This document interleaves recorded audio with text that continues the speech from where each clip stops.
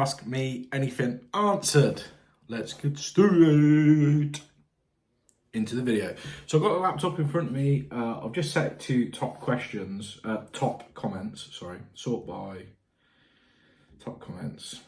Okay, so we'll just go through it like that. Starting at the top, at the Pebbles 60A asks, what's the best way to advertise to grow your business?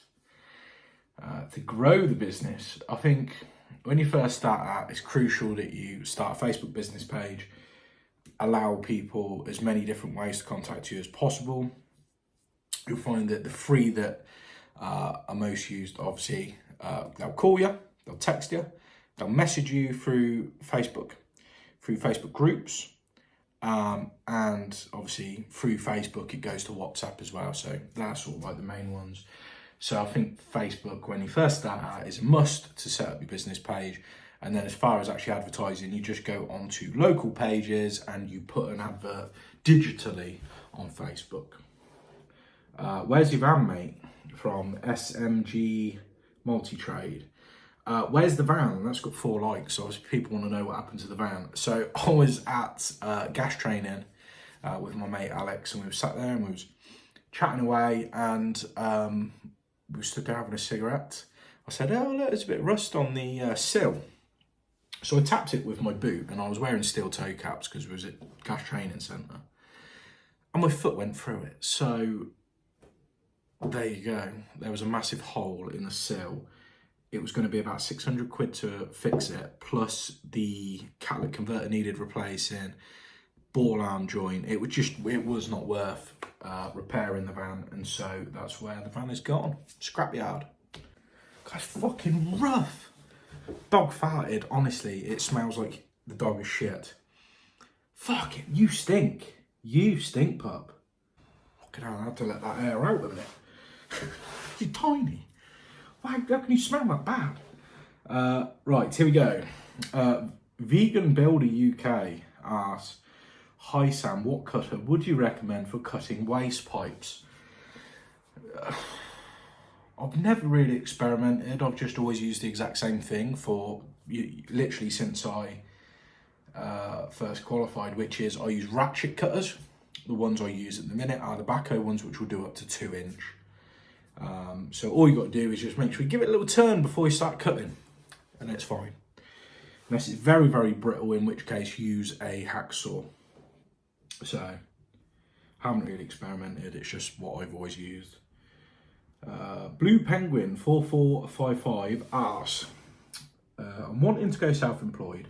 How do you gain experience in areas you don't do very often? How do you find, okay, there's 2 questions there, right. So the first part of your question, how do you gain experience in areas you don't often do? You need to create a network of people around you, other tradesmen, so that you can go with them and you can do it. You can learn.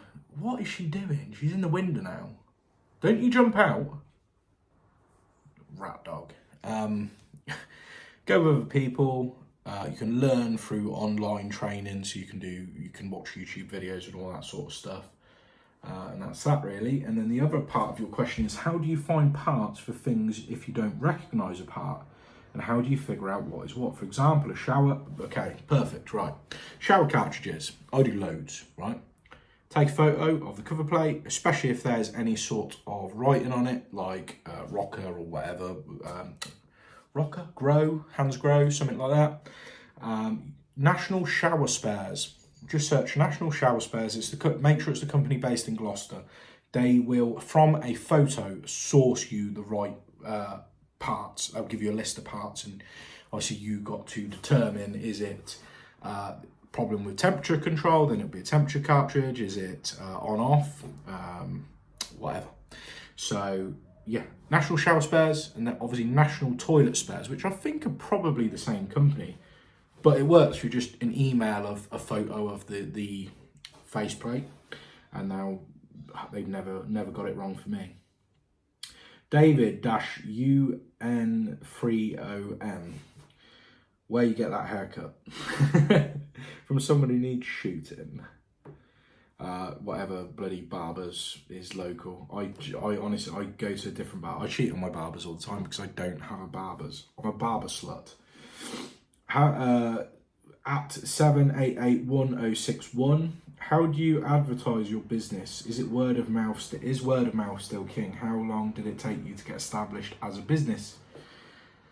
Mouth of word is king. You work for someone, then you end up working in the entirety of the street. So you'll work for their next door neighbours, you'll work for their family, you'll work for their friends. People love a good recommendation. So yeah, and it goes with Facebook is the new word of mouth. Right, so your local Facebook page, someone will ask for a plumber weekly, minimum weekly. Every couple of days you'll get someone, oh, do you know a good plumber? Right, they don't bother looking back at previous posts, they always just ask again and again. So in a way, this is going to sound silly, but you prioritise your Facebook, people that get recommended through Facebook. If they're the type of people that will ask for a plumber, they're the type of people that will recommend a plumber. Okay, Amel 7325. So I have 3 questions. 3 questions, okay, but you haven't. Am I missing something? I can just see the 1 question. What advice would you give to someone starting out a plumbing business as a sole trader? Get all your chickens lined up. Is that the right phrase? I don't know. Get everything in order. Make sure you got all the tools that you think you'll ever need. Get a van. Get your insurance paid. Blah blah blah. Public liability. Go and visit an accountant. Do as much preparation as possible. What is it? Piss poor preparation equals piss poor performance. So get prepared. Okay, at the Narky Plumber. Did you get your gas? Okay, that's a question which gets asked all the time. I get this more than any other question, especially over on TikTok. Yes and no. I have completed the gas course. I went through a company up north called Viva Training. Now, I did my full gas course, loved the course, fantastic, brilliant. Now I'm at the point where I'm just putting the portfolio together, which I've started putting some of it together, but I'm at a point where I've had no contact with them. They've not been in contact with me, and no one's picking up the phone, which is not a good sign. So at the minute, I'm kind of in that limbo of I don't know what's going on. I might have to finish it elsewhere. I don't know. So yeah, I haven't really answered that one fully to anyone before, but that's it's just a bit up in the air at the minute. I don't know where I stand. Let's move on to the next one. Right, at Kerluck04, I have a few questions. 1, I rely on paper advertising, but I know everything is internet heavy nowadays. Not true. Not true. My paper advert does me very well. It does me very, very well. Is there anywhere else I could be advertising except Facebook? Trust a Trader or Check a Trader or My Builder. That's what you haven't put down, but all the same thing. It's all the same thing. Look, I don't really have experience with it other than I was on My Builder when I was about 21 years old, which is a long time ago now, 10 years ago. My experience weren't that great with it. I felt like it was a race to the bottom. They just go for the cheapest price and they don't really care about looking at your page and looking at your work. They just care, are you the cheapest? Which obviously isn't the best thing to be going for when you're looking for a tradesman. I would probably just trust a trader and stuff like that. Honestly, don't bother. Just don't bother. That's my opinion. I've never needed it. Never needed it. So yeah, but if you see me advertising one, if I'm like, oh yeah, get on checkatrade.com, just remember I'm probably being paid to say it. 2, why did you swap out that Fluid Master for unbranded Chinese shit? I think you're looking at the wrong video because I've only ever used Viva. Oh, are you on about Viva then?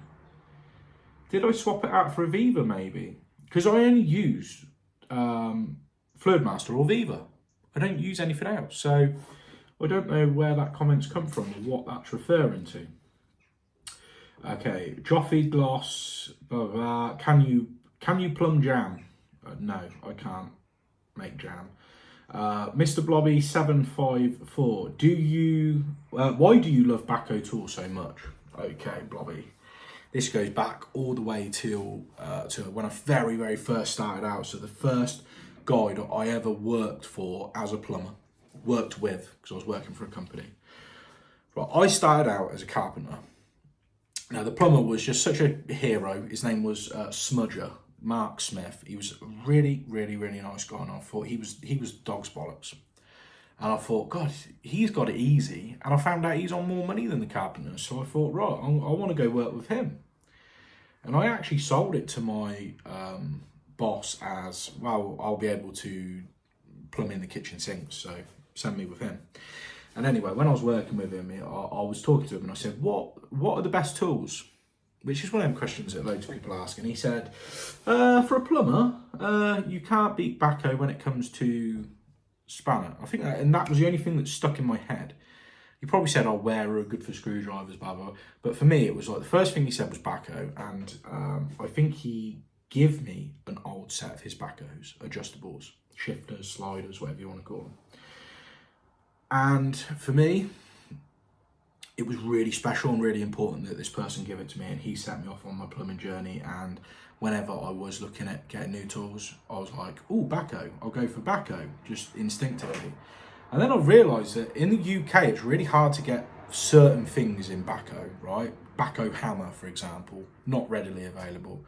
Bahco pipe slices, not readily available, certainly not back then. This is going back 2009, 2010, when I was first started out and left school. So for me, it was like these orange tools that not many people have got. So I know that they're mine. I know they're not going to get nicked from the people around me because I know they're mine. And they're bright orange. And I've got a very addictive personality, like ADHD, where I hyper focus on things. And to me, it was like almost like collecting tools.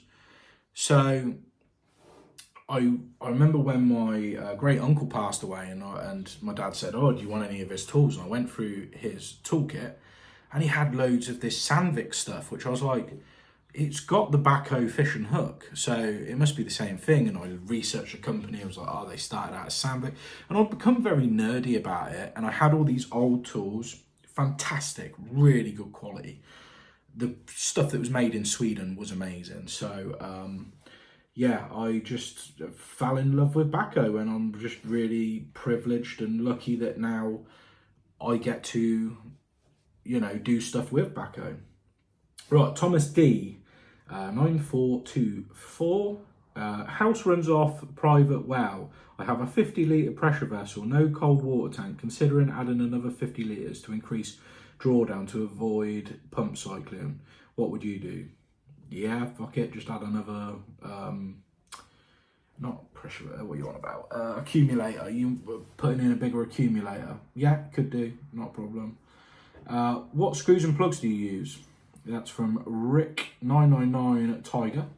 I use whatever's available. I have no preference on that, to be fair. So I'll use the stuff I put in my pocket when I go to B&Q.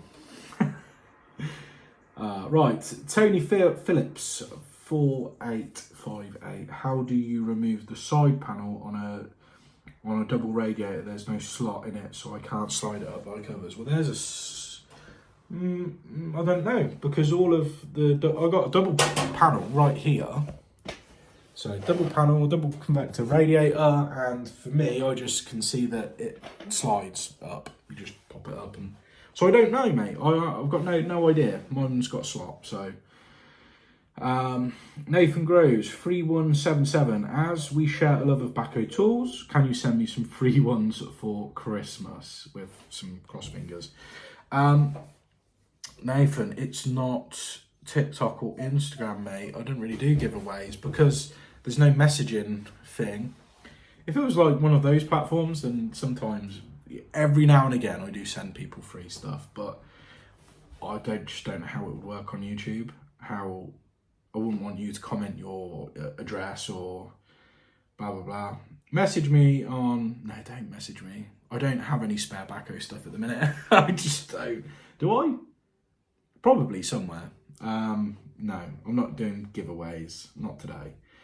Not today, but stay tuned. I'll do one at some point. I'll tell you what, when I get, I don't know, what's a respectable number? 50k? If I get 50k subs, I'll do a giveaway.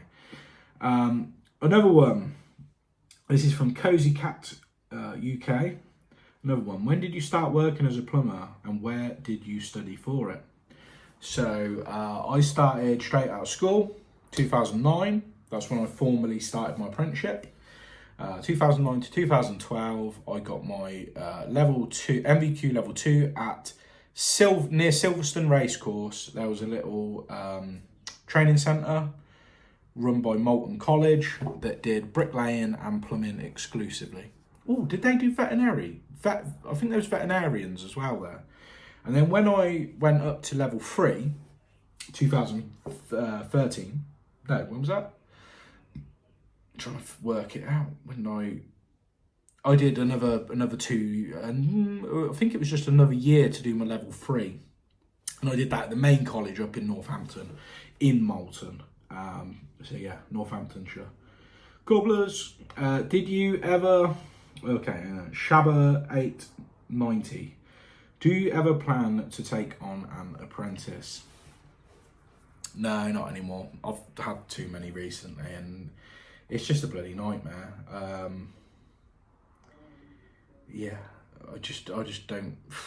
If I was, it'd be a mature apprentice this time. Because I've had like 3 in a row that have been sort of... How old was they? They were all like 16 to 19 years old, and that generation just, I don't know. I don't want to like say anything too bad about them, but they weren't the best apprentices as far as the discipline, rather than how good they was like on the job. It was more their discipline and their willingness to actually put in a shift and give something back, more than just plumbing, but the customer's experience, respect, and other things. So I just don't think I will be going forward, not for a long time. But I know the lighting's probably crap on this part, but I was like, shit, I need to get this filmed because I've got no other time to do this. So our next question is from Truly Unoriginal. Do the customers know the job is going to be filmed? If not, do some object to it? I've only ever had one customer object, but they were just miserable fucking bastards, to be honest with you. And that was back before I started asking absolutely everyone. And they just... What have I done there? They just wanted every excuse to try and reduce the price, and it was nothing to do with the actual... Poppy, get away. Get away. Go on. We'll come round here. So, yeah, to be fair, it's like with the cloakroom job and stuff, it's so much easier just to let people know.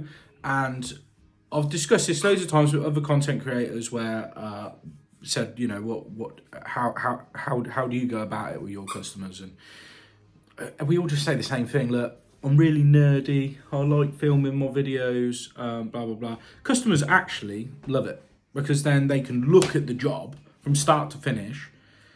I think they know as well that you're not going there and messing around because it's all on camera. I think it actually adds a layer of trust, so it's never been a negative thing. Okay, another one from Truly Unoriginal is, as an absolute idiot, when I look at my boiler and pipework, how do I begin to understand all of the valves are for and where all the pipes are going? I know it's okay. What you need to do is go to college and become a plumber. There you go. Or call a plumber and then they'll tell you. There you go. And then his last little question is, what are your ambitions for the channel, if any? The ambitions for the channel is pretty much the same as TikTok. oh, it's so cliche to say it, but I really just enjoy doing it. I enjoy editing. I enjoy making the video. I'm pretty proud of what I put out, which obviously, you know, my character as Professor Plumb, I suppose, probably, you know, is a bit of a mickey taker, a bit of a piss taker of myself. But the reality is I'm genuinely quite proud of like making something that's entertaining over the skill level that some other people make it all about. Oh, I'm one of the best plumbers, I'm amazing, I can do it, blah blah blah. For me it's kind of like I'm just an average plumber. Like the work is average, you know, average to good, let's put it that way. And for me it's more about just the fun of filming and stuff. What would win in a fight? An angry badger or a cunning fox? And that's from Daniel Wallace. What would win in a fight? Oh, badger every time. Badger's like the hardest animal in the UK. Fact. Here we go. Loafer Sheffield? Or Loafers Sheffield. I don't know how to say that. Do you open the window after taking a poo?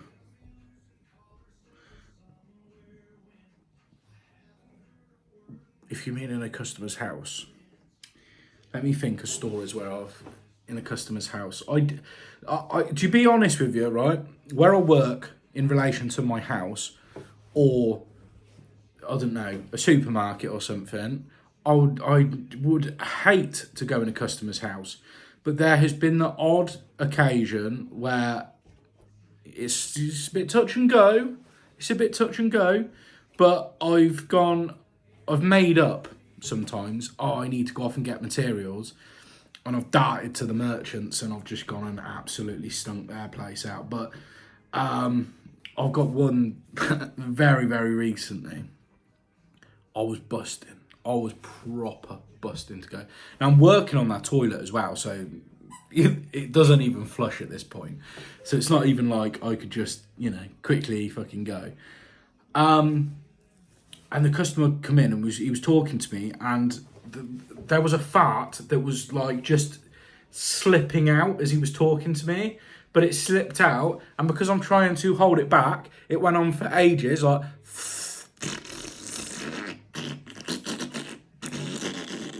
like touching cloth fart as well. And I just had to sort of laugh, and the fucking smell was like a dog had shit in there. It was horrendous. He was like chewing on it and walked away, and it was the most embarrassing thing ever. But there we go. There was one other which someone put on the wrong video. He put it on the video where I said go to that video. There's one from Jake Weston 405. It was literally 7 minutes ago. He's only just commented this. How long have you been self-employed? So I know how long it is because it was just before Little was born. It was 2020. It was during, just after lockdown. I knew that I had to go and make some money because I've been laid off, basically. So that's why I went self-employed, and I was not at all planning on it being long-term. I thought I was always a company man before, and then I went, hang on a minute. This is amazing. I'm earning way more money. I get to choose my hours. I can refuse to do work if I don't want to go to do certain jobs. And this is amazing. I thought it was the best thing ever, and I love it. So his follow-up question is, what is the hardest thing about being self-employed? Hardest thing about being self-employed is the start. When you first set up, you do worry about work coming in. But once that period's over and you get established, and I do not advertise, I do not put messages on Facebook, I don't do any of that stuff anymore. I don't do my paper advert, nothing. It's just purely word of mouth now. So, and I just don't worry about it. Do you have and regret any regrets about being self-employed? No, not at all. Cheers, Prof. Love the videos. Thank you, Jake. I appreciate that. So, Bop, that one is done. Is there a way that I can... Let me go on the video. Let's get started. Oh, I don't like hearing myself or watching my videos back. Are there any I've missed? Oh, there was one, weren't there, that... hang on, I've got to find it. I've got to finish answering some guy. It was the AML 7325. For some reason, last time I couldn't see the rest. So he started off with, what advice would you give about starting a plumbing business, being a sole trader? I've answered that already, I think. Yeah, I've answered that one. Right. What small van would you recommend? Well, I've had loads of small vans, but if you're going for a small van, probably the most expensive one is a Caddy, but I really just love the Caddy, so I'm going to say the Caddy. Out of all of my personal small vans that I've had, I love the little Caddy. I thought it was amazing. And lastly, how do you deal with customers that refuse to pay for work? How do I deal with it? On the chin. To be honest with you, on the chin. I don't do big jobs that amount to enough to go to small claims court. So it makes it an absolute pain in the arse, because there's not a lot you can really do. I've spoke about this a few times where I had a day not long back where I got like 5 people call me up and say, oh yeah, I need to pay that invoice, or they pay it on the same day, and I've gone, wow, that was months ago. I'm surprised they paid me. I just expected it was gone. So you can't really deal with it. The only thing you can do is follow your instinct when you first start the job, or before you even start the job. When you go around and you give them a quote, that's it. I don't do bathrooms no more. I don't do boilers. I don't do big installs. All I do is maintenance, right? Now, maintenance jobs, you're sort of looking at, the most really is maybe 200 quid. 200 quid on the sort of typical little jobs that you see me do. So it's very rare that people don't pay it or can't pay it. Be transparent about how much you're going to charge from the very start. That's always good. And when you do a slightly bigger job, like when I do cylinder replacements and stuff, get the money for the materials up front, and then it's only your time that you're missing out on. So, right, I think that is it. I'm squeezing this last question in, and you can see it's literally the very last question down there, and it is from CP Plumb 34. Now, it's literally the day before the video is going out, so let's bang this one in. And this last segment, I've got as much time as I want to answer this one. You say you sold out. How much do you actually believe in the products you're advertising? Is it just about the money, or do you actually use companies and or products? Are you selective about who you advertise based on your honest opinion of them? Right.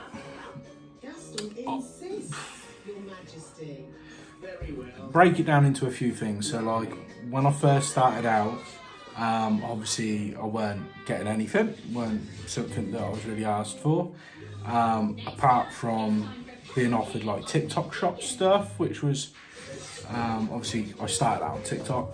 I never really did it until I found someone who sold like normal tools like Nera, Bahco, Weira, that sort of thing, and then I used to do a little bit through that.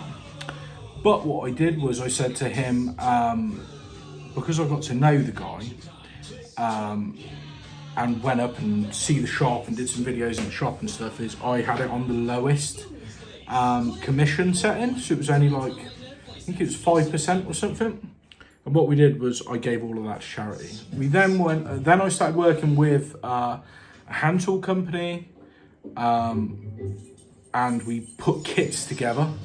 A kit which you can actually still buy, to be fair, even though it's been years. It's still got its own unique product code, so that tool companies can buy the kit and sell it as whatever they want, but we sold it as the Professor Plumb kit. And they sold for, I think it was about £250 for like a full NERAD kit. And my commission that I got like 20 or 30 pounds. I think it was 20 quid. And every penny, what I did was I donated it straight to the charity Mind. And you can actually see, if you go on my page, it will say supporting and it will say Mind. You can click on that and you can actually see every time that I've paid into that, so that it was like public. And yeah, I didn't do anything for profit for myself for a long time. And then it was family and friends around me saying, look, you need to start taking the money that's being offered, because I can spend it on Litland, I can spend it on myself, I can spend it on a day off, blah, blah, blah. But the stuff that's come in, I haven't really been super enthusiastic about it, because I'm quite limited, me personally, the companies I did want to work with. And the companies I did want to work with, I could list, right? I had 5 that I said, right, if they ever approach me, I'll work with them. And what's quite funny is one of the companies on that top 5 list now want to work with me, and I'm now saying no, which is really bizarre. But yeah, Bahco was on that list, Milwaukee was on that list, there was a few others that I was like, you know, let's just say for some crazy reason that I'd ever be approached by one of these big companies, then I would work with them. So anyway, after a long conversation with my family, my friends, and people around me, good friends, other creators, I decided, yeah, I was going to start taking on some paid videos. And so I did start doing them, and the first one I ever did,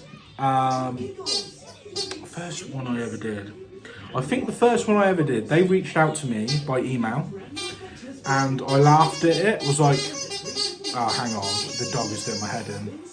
Oh, so much better, it's so much quieter. No dog, no child. We're in the kitchen. Yeah, first one I ever took on was for an app that I've never used, I never would use. And basically, yeah, they emailed me, they said, would you do this advert for I think it's 100 quid? And I was like, no. So like, how much would you do it for? And I was like, £2,000, like taking the mick. And then they come back with, would you do it £500? And I said, nope, wouldn't do it, even though I was thinking £500 is £500. And I said no, and then they went up all the way up from £100 to £1,000. So it just shows, yeah, that was the first ever one I did, was £1,000. And that was for a dedicated video where I just talked about their product. And do you know what the best bit was? They didn't want me to post it. I just made this 1 minute video, and it was 1 minute. And I got a friend to help me negotiate and sort all the legal paperwork out. It was 1 minute. I sent it to them, and they put it out. Not me. I didn't put it out. I didn't put it on my social media platforms. They put it out on their social media platform. And so that was amazing. £1,000 in my bank. Job done, lovely, and I can forget about it. It just don't interest me. So there is, yes, to answer your first part of your question is, yes, I have done ones that I weren't interested in invoicing app. I never have been. I've always used SumUp. That's what I use. But that was my first ever one, right? So you can sort of forgive me a little bit for it being my first ever one. Possibly, you might not, but it was my first ever one. And then I went, right, okay, if they're not high enough, I'm going to say no, even if they are a big company. So I've had big companies reach out, and they've asked me to promote their products in the plumbing industry, and it's never either been enough, or they've asked me to work with other people. And that's one thing that I will not do, is I do not want to work with other people in the plumbing industry. And I have my reasons for that, which I'm not going to divulge really, but I just don't work with other people on projects. if I don't know them quite well. I have to spend time with someone, break bread with someone before I'm comfortable around other creators, basically. What else? So then I've done really big companies. I've done WD-40. I'm going to be working with McAlpine. What companies can I'm trying to list them off. One of the funniest ones was Richmond Sausages. So Richmond Sausages wanted 5 tradesmen to eat vegan, vegan bacon or vegan sausages. But there was one problem with that. I'm a celiac.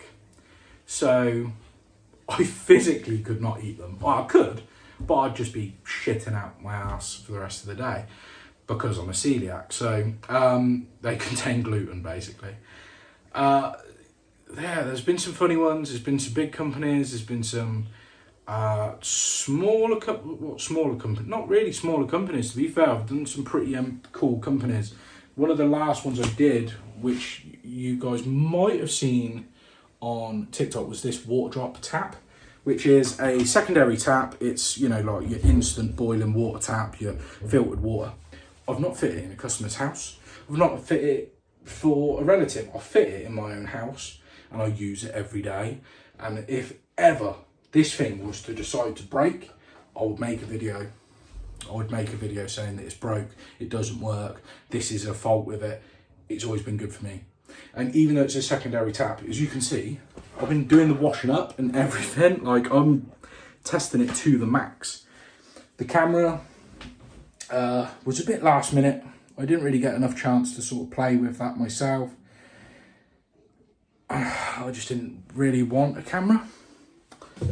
Didn't want a camera up outside my house, but I give it to a mate and I've asked him since, oh, how are you getting on with it? And he's like, haven't actually used it, to be fair. I've already got a CCTV system in place. So yeah, I would say I do test stuff. I do tend to do the ones I believe in. And to start with, I was very moral and anal about what I did and what I wouldn't do. But now I have to consider, you know, we are working class. Come on, guys. Do I live in a mansion? No. I live in an ex-council flat, right? I'm a working class guy. If someone's going to waive over £1,000 for 1 minute of my time, I mean, obviously, by the time you've edited it, by the time you've fitted it, blah, blah, blah, all the other stuff, then obviously it's going to be a few hours work. But literally, compared to what we do as a trade, what would I rather be doing? Follow-up questions or anything like that, then maybe we'll do another one. Maybe we'll do a follow-up to this. So yeah, smash that subscribe button, hit the like button, hit the bell, leave a comment, blah, blah, blah. Peace out, motherfuckers. Bye-bye.